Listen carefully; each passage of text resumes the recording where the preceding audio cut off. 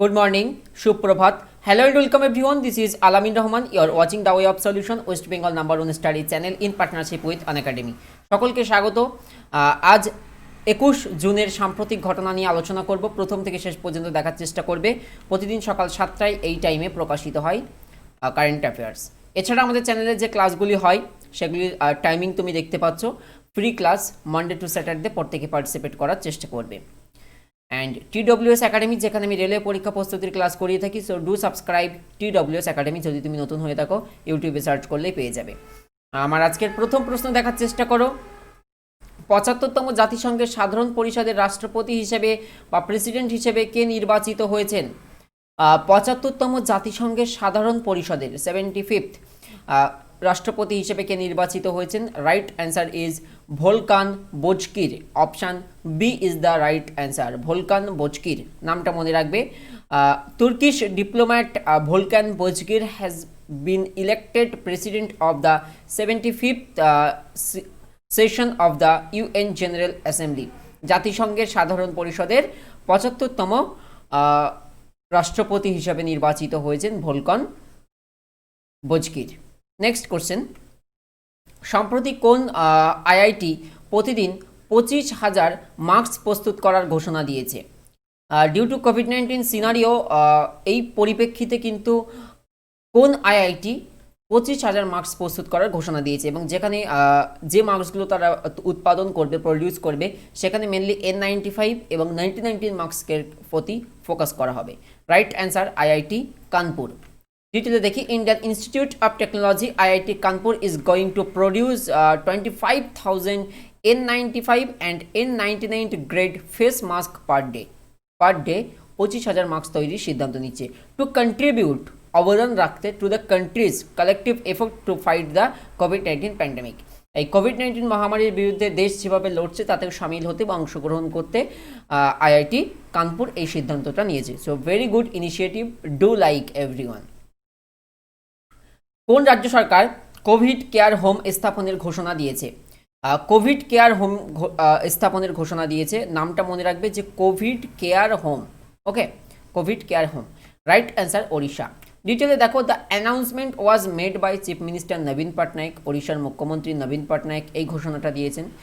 তিনি যে স্টেটমেন্টে জানিয়েছেন, we have decided to set up Covid care home facilities in all the 6,798 gram panchayat across the state. সমগ্র ওড়িশা জুড়ে 6,798টি গ্রাম পঞ্চায়েতে এই কোভিড কেয়ার হোম স্থাপনের সিদ্ধান্ত নিয়েছে ওড়িশা সরকার।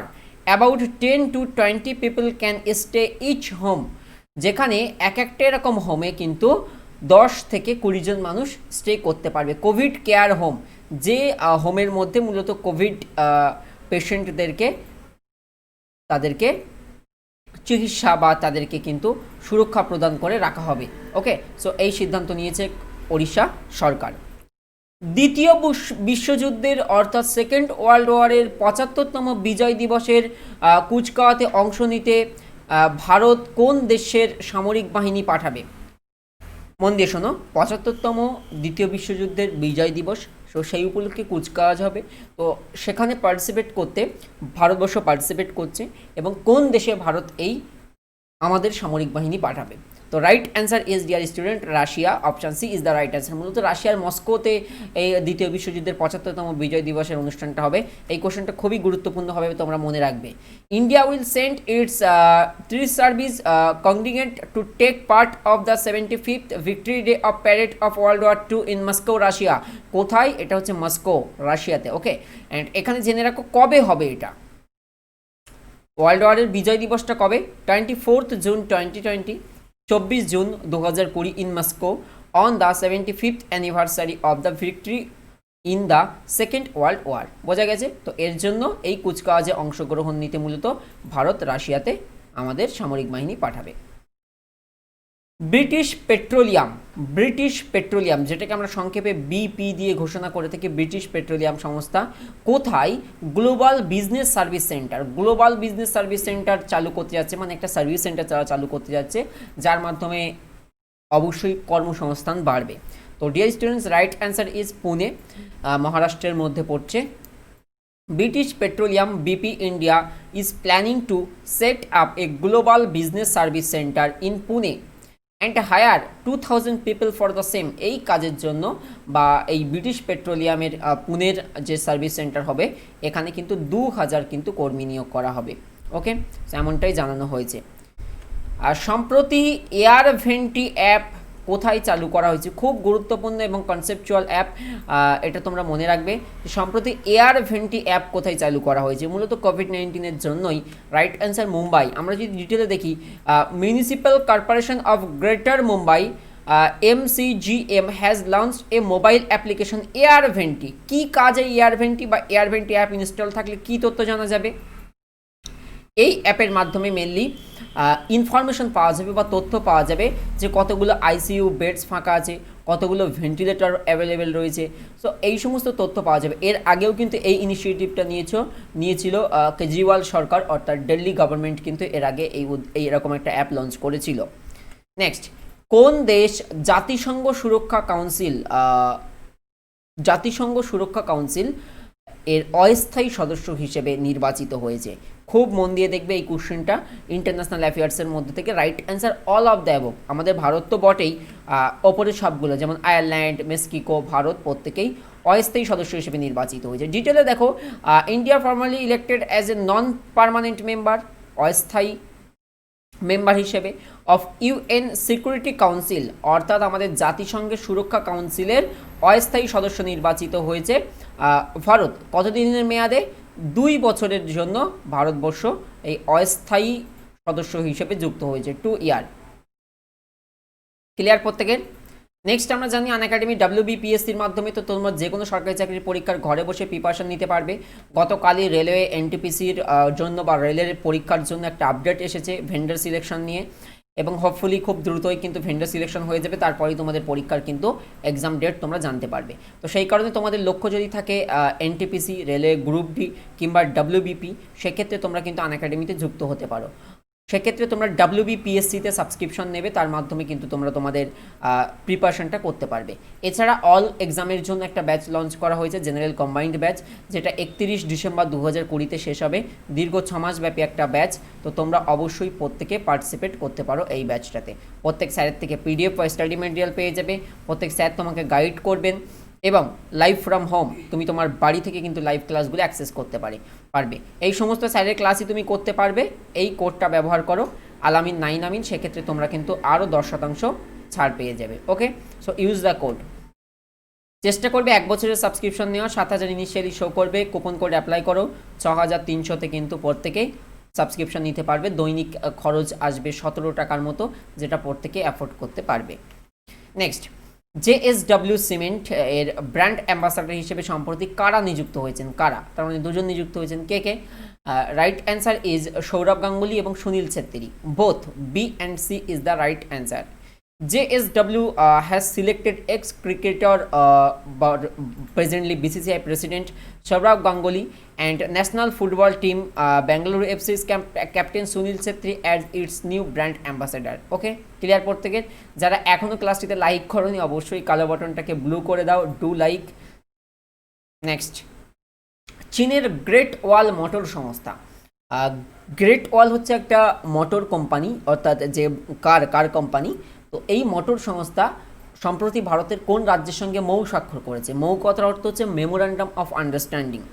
সম্প্রতি কোন রাজ্যের সঙ্গে মৌ স্বাক্ষর করেছে? রাইট অ্যান্সার হচ্ছে Maharashtra. Option D is the right answer. China's great wall motor science Mou with Maharashtra to invest 1 billion.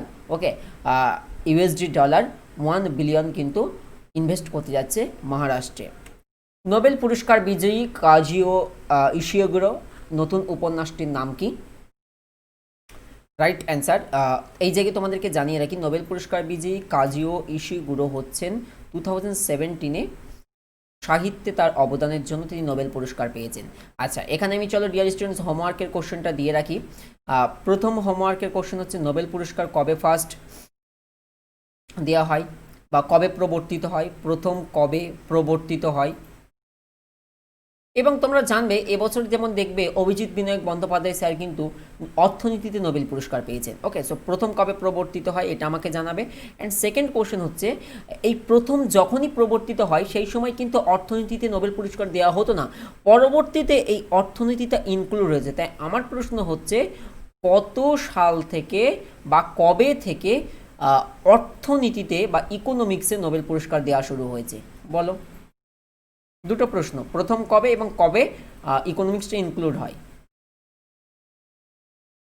আমাকে কমেন্ট করবে। এবং নোবেল থেকে একটা প্রশ্ন তুমি এক্সপেক্ট করতে পারবে নেক্সট এক্সামগুলোর জন্য। তো right answer is Kazuo Ishiguro কোন উপন্যাস? কালরা অ্যান্ড দ্য সান।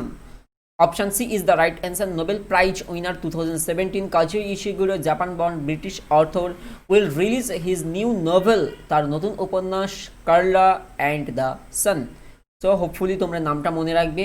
নতুন এরকম বুকস অ্যান্ড অথর্স থেকে আমরা কিন্তু সচরাচর question pi, and most important কোশ্চেনটা বিকজ তিনি একজন নোবেল পুরস্কার বিজয়ী। তো আমার এই প্রশ্ন দুটোর উত্তর তোমরা কমেন্টে প্রোভাইড করবে, প্রত্যেককে আমি হার্টস দেবো। অ্যান্ড সিমিলারলি আমি তোমাকে রিকোয়েস্ট করবো, যাও and do subscribe TWS academy. Internet service প্রোভাইডারের সঙ্গে আমার ডে বাই ডে বাদ বিভাগ চলছে যে কবে পাবো ব্রডব্যান্ড, এমন একটা সিচুয়েশন। অ্যান্ড হোপফুলি উনি আমাকে প্রতিদিন আশা দেখাচ্ছে, অ্যান্ড সেই আশা আমি তোমাকে প্রতিদিন ডেলিভার করছি, বাট কোনোদিনও বাস্তবায়িত হচ্ছে না, পাচ্ছি না। আমি নিজেও জানি না, দু একদিনের মধ্যে উনি বলে, বাট কবে আসবে আমি নিজেও জানি না। তো ডু সাবস্ক্রাইব TWS একাডেমি। আসলেই আমি, ফিরোজ স্যার, সঙ্গীতা ম্যাম সবাই ওয়েট করছি, বিকজ ব্রডব্যান্ড ছাড়া লাইভ করা যায় না। ওকে, তো সে লাইভ ক্লাসের জন্য আমরা সবাই বসে আছি। অ্যান্ড ফেসবুক গ্রুপে আমরা happy to save 50,000 member cross করেছি। যদি না যুক্ত হয়ে থাকো যুক্ত হয়ে যাবে। ইভেন দ্য ওয়েব সলিউশন নামে ফেসবুক পেজও আছে, সেটাতে লাইক করে রাখবে। অ্যান্ড WBPSC RRB পরীক্ষা প্রস্তুতি নামে তুমি গ্রুপ পেয়ে যাবে। অ্যান্ড লাইক করো, শেয়ার করো, অ্যান্ড ডু সাবস্ক্রাইব। যদি তুমি নতুন হয়ে থাকো অবশ্যই সাবস্ক্রাইব করা প্রয়োজন। অ্যান্ড বন্ধুদের মাঝে অবশ্যই শেয়ার করবে, আমার রিকোয়েস্ট রইল।